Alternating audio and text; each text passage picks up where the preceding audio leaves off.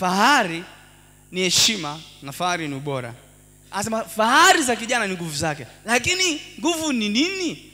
Ile neno nguvu kutoka kwenye Kiebrania ni neno ambalo linatafsiriwa kama force. Force. Sijui tafsiri nzuri ya force, lakini nafikiri tuseme hata force tu ina maana hiyo nzuri, force. Msukumo. Ambazo hizo force zinaweza kutengeneza milima na zinaweza kuondoa milima. Tafsiri ya pili ya nguvu, neno nguvu. Nguvu ni capacity. Maana yake uwezo. Nguvu ni uwezo. Ability. Nguvu ni uwezo. Tafsiri ya tatu, might, power. Might ni uwezo, lakini katika level nyingine ni uweza. Ability, uwezo. Capacity, uwezo. Might, uweza. Mwanadamu ana uwezo na anafika mwisho wa uwezo. Mungu anaweza, hauna ukomo. Hallelujah. Tafsiri ya 4 ili neno nguvu ni wealth. Ustawi. Tafsiri ya mwisho ya ili neno nguvu ni fruitful, production au productive. Asa sikiza kwa makini. Sulemani anasema hivi, uzuri wa kijana.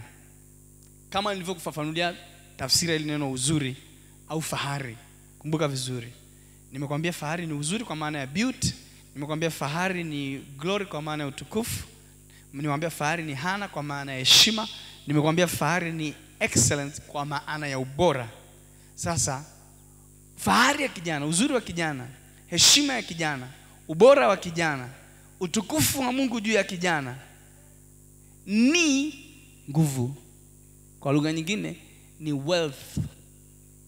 Ni ustawi alionao. Hii wealth tafsiri yake ni mtu ambaye yuko wealth ni mtu ambaye ana ustawi wa kimaisha. Ana nyumba, ana miliki asset mbalimbali. Kwa hiyo kwa lugha nyingine Suleiman anasema ili uonekane kuwa kijana wa maana itategemeana na kiwango chako cha utajiri ulionao. Suleiman anasema ili uonekane kijana wa maana inategemeana na ability. Ability maana yake uwezo wako wa kushawishi, uwezo wako wa kusimamia jambo, uwezo wako wa kuhamasisha jambo, uwezo wako wa kulima na ukavuna, uwezo wako wa kufuga, uwezo wako. Lakini sishie tu hapo kwenye uwezo. Might kwa maana nyingine, saa nyingine uweza ni uwezo wa kufanya vitu nje ya uwezo. Narudia. Uweza ni uwezo wa kufanya vitu nje ya uwezo. Ujenge nyumba, watu wakuangalie. Watu waangalie kazi unayofanya. Watu waangalie jinsi ulivyozaliwa kwenye familia maskini. Watu waangalie jinsi ambavyo baba yako na mama yako wako wamechoka. Waseme huu ni uwezo usio uwezo. Sio uwezo wake. Sio yeye, kutakuwa kuna mtu amemsaidia. Suleiman anasema ukiwa na hiyo neema then ndio uzuri wako ulipo hapo. Na fahari yako ilipo hapo. Hallelujah. Kwa lugha nyingine, fahari ya kijana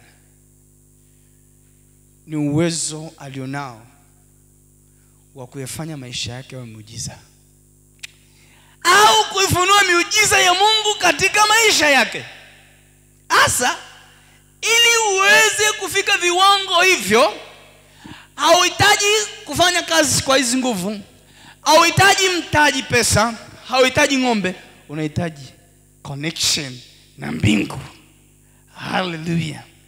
Kwamba kuna vitu hautavifanya kutokana na historia yako, kutokana na muonekano wako, kutokana na familia yenu, kutokana na mazingira ulioko, kutokana na kazi unayofanya, lakini kutokana na hivyo huwezi kufanya.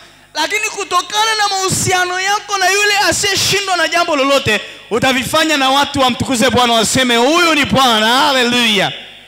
Hivi kama mnanielewa? Haleluya. Fahari ya kijana,